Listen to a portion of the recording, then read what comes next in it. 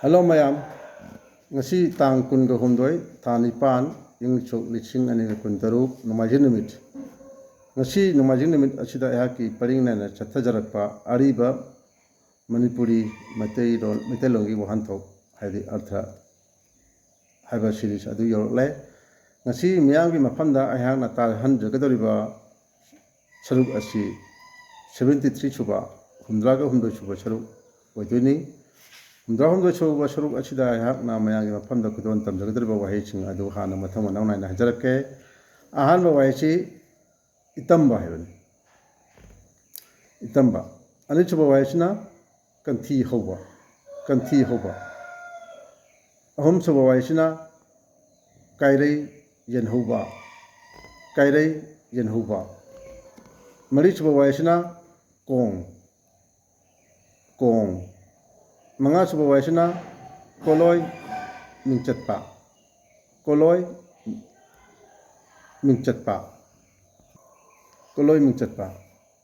Taruk suba waisina khundayu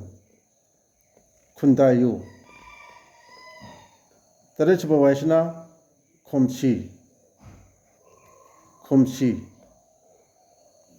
Nipan suba waisina ngang mada chana pandaba Ngang with the Chana Pandava. Mapan Subawaisana Sanung Yauna. Tara Subawaisana Jingja.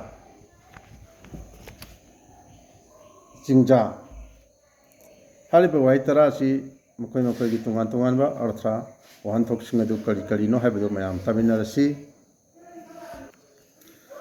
Ngasi asi apunbagi oina ayangna mayangi mafamda tahan jagadariba wahi asi chatreka nifuma thoi suba dagi hogduini chatreka nifuma thoi suba 741 suba wahi asi itamba haibadi ising ji kogi lubra thenbra haina yengba adubo kina itamba haina khangnai haidi ingista to measure the depth of water haina su khangnai mathang 742 suba Chatreka Nifuga Nitwisuba Waisina, Kanti Hoba Hebani. Kanti Hoba Hebadi Kogi, Lejaba Shakti, Lejaba Matauna, Lejaba Marinjan, Haliba Chingasi, Pulap Pudu Aga, Toba Tabaktuni, Kogi, Pulap Pudu Paitare, Lejaba Tauna, Marinjan, Magi Maril, Pudap, Kogi Pudopaje, Toktopaje, Pudopa Hebadi Kogi. Maduna Pullaga Toktoroko Tabak Hata Toktoroko, Maduni, Kanti Hobo Haina Kanashi, Hadi Ingsta to exert to one's best Hatar. Matang Chatrek and Fugu Homdoi 743 Shubo Vaishna, Kairei Yen Hobo Hebani.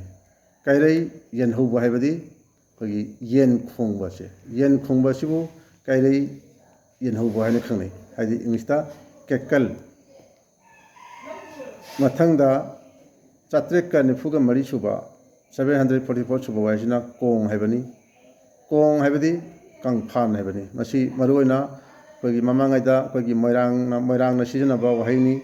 Kong Heba Waisi Aduna Kong Heba Waisi Azukutam Nakuna Kangpan and Kanariba Sing later Bamapam Kangpan Sibuni when a Kong Haina Kanarisi in Stagana lay and Haggard Kanarisi Matang Chatreka Nifuga Mangasuba 745 Suba Waisina, Koloi Minchatpa Hebani. Koloi Minchatpa Hebdi, Maming Chatpa, Mayamna Pamnaba, Mayamna Yarianaba, Mayamgi Hatare, Mayamna Panaba, Adubu, Koloi Minchatpa, Hana Kangnay, Hari Mista, popular Hagaju Kangnay, famous Hagaju Kangnay. Matang, Chatreka Nifuga Taruk Suba, 746 Suba Waisina, Fundayu Hebani. Fundayu Habadi, Hoji Kuna Mayamna, Kanariba, you Argi, Wayuju, Yuju, Hibisuna Sekuna, Masikuna, Kundayu, Haikune, in Sagana, Wine Hagaju Kune. Matang Satrek and the Putrisuba, 747 Suba Waisina, Komsi Avani. Komsi Avadi, Haji Miam, me, Queen of Chizinariba. Samchet and a Kanaba, Sam the Hanaba, Asu, Sanjeshuni, a kind of Komsi, and a Kanari Vinci, and ꯈꯣꯝꯁꯤ ꯍꯥꯏꯕꯗꯤ ꯁꯝꯆꯦꯠ ꯍꯥꯏꯕꯅꯤ ꯁꯝꯆꯦꯠꯁꯤ ꯀꯔꯝꯕ ꯁꯝꯆꯦꯠ ꯑꯩꯈꯣꯏ ꯃꯤꯅ ꯁꯤꯖꯤꯟꯅꯕ ꯀꯣꯛꯇ ꯁꯝ ꯍꯥꯠꯅꯅꯕ ꯁꯤꯖꯤꯟꯅꯔꯤꯕ ꯑꯁꯤꯕꯨꯅꯤ ꯏꯪꯂꯤꯁꯇ ꯀꯣꯝ ꯍꯥꯏꯔꯒꯁꯨ ꯈꯪꯅꯩ ꯃꯊꯪ 894 748 ꯁꯨꯕ ꯋꯥꯍꯩꯁꯤꯅ ꯉꯥꯡꯕꯗ ꯆꯦꯅꯥ ꯄꯥꯟꯗꯕ ꯍꯥꯏꯕꯅꯤ ꯉꯥꯡꯕꯗ ꯆꯦꯅꯥ ꯄꯥꯟꯗꯕ ꯍꯥꯏꯗꯤ ꯍꯧꯖꯤꯛꯀꯤ ꯃꯇꯝꯗ ꯑꯩꯈꯣꯏꯅ ꯃꯁꯤ ꯉꯥꯡꯕꯗ ꯆꯦꯅꯥ ꯄꯟꯗꯕ ꯀꯥꯏ ꯍꯥꯏꯅꯤ ꯉꯥꯡꯕꯗ ꯆꯦꯅꯥ ꯄꯥꯟꯗꯕ ꯍꯥꯏꯕꯅꯤ ꯑꯗꯨꯅ ꯉꯥꯡꯕꯗ ꯆꯦꯅꯥ ꯄꯥꯟꯗꯕ ꯍꯥꯏꯕꯗꯤ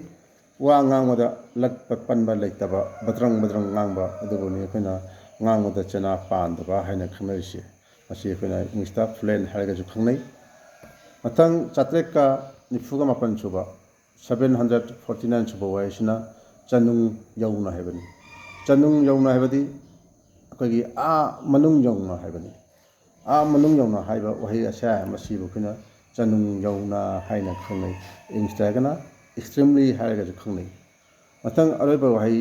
850 750 ꯁꯨꯕ ꯋꯥꯍꯩ ꯑꯁꯤꯅ ꯆꯤꯡꯖꯥ ꯍꯥꯏꯕꯅꯤ ꯆꯤꯡꯖꯥ ꯍꯥꯏꯕꯗꯤ ꯑꯩꯈꯣꯏꯒꯤ ꯁꯥꯟꯅꯕꯗꯤ ꯑꯩꯈꯣꯏꯒꯤ ꯐꯨꯠꯕꯣꯜ ꯁꯥꯟꯅꯕ ꯌꯥꯏ ꯑꯦꯅꯤ ꯃꯈꯜꯒꯤ ꯁꯥꯟꯅꯕꯁꯦ ꯃꯁꯤꯕꯨ ꯑꯩꯈꯣꯏꯅ ꯆꯤꯡꯖꯥ ꯍꯥꯏꯔꯒ ꯈꯪꯅꯩ ꯍꯥꯏꯗꯤ ꯇꯨ ꯄ꯭ꯂꯦ ꯍꯥꯏꯔꯒ ꯈꯪꯅꯩ ꯏꯪꯂꯤꯁꯇꯅ ꯑꯁꯨꯝ ꯇꯧꯗꯅ ꯉꯁꯤꯒꯤ ꯑꯣꯏꯅ ꯑꯩꯍꯥꯛꯀꯤ 138 ꯁꯨꯕ 73 ꯁꯨꯕ ꯑꯩꯍꯥꯛꯀꯤ ꯄꯟꯗꯨꯞ ꯑꯗꯨ ꯉꯁꯤꯒꯤ ꯃꯇꯥꯡ ꯑꯁꯤꯗ ꯂꯣꯏꯁꯤꯟꯖꯔꯒꯦ ꯃꯊꯪꯒꯤ ꯅꯣꯡꯃꯥꯏꯖꯤꯡ ꯅꯨꯃꯤꯠꯇ ꯃꯌꯥꯝ ꯄꯨꯝꯅꯃꯛ ꯑꯅꯧ ꯑꯅꯧꯕ ꯋꯥꯍꯩꯒ ꯂꯣꯏꯅꯅ ꯑꯩ ꯄꯨꯗꯨꯅ ꯂꯥꯛꯆꯒꯦ ꯃꯗꯨ ꯐꯥꯎꯕꯗꯤ ꯃꯌꯥꯝ ꯄꯨꯝꯅꯃꯛ ꯉꯥꯏꯃꯤꯟꯅꯁꯤ ꯉꯁꯤꯒꯤ ꯑꯣꯏꯅꯗꯤ ꯑꯩꯍꯥꯛꯀꯤ ꯁꯤꯔꯤꯁ ꯑꯁꯤ ꯑꯩꯍꯥꯛꯀꯤ ꯄꯟꯗꯨꯞ ꯑꯁꯤ 108 ꯁꯨꯕ ꯁꯔꯨꯛ ꯑꯁꯤ ꯉꯁꯤꯒꯤ ꯃꯇꯥꯡ ꯑꯁꯤꯗ ꯂꯣꯏꯁꯤꯟꯖꯔꯒꯦ ꯃꯌꯥꯝ ꯄꯨꯝꯅꯃꯛ ꯌꯥꯏꯐꯃꯤꯟꯅꯔꯁꯤ